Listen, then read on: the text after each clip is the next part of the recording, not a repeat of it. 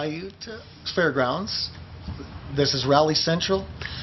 We are in Ignacio, Colorado, and we are putting on the Four Corners Motorcycle Rally. This year we have VIP, and we're giving 4 motorcycles away, 2 Indians and 2 Harleys, between our partner, the Scioto Casino, and the Four Corners Motorcycle Rally. They're going to see about 75 vendors. They're going to see over 60 different events that we put on, and they're going to see some great bike shows, bike rides, stunt riders, midget wrestling. We have a little bit of everything for everybody. Well, I done rallies all over the country, and then sometime back a guy told me about this rally, so I came up to try it, and I've been here ever since. Well, it's pretty country. I got friends up here, and I make a little bit of money.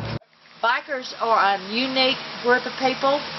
The bigger they are, the nicer they are. We've been doing this 23 years, and I love bike shows because you do never find a dishonest biker.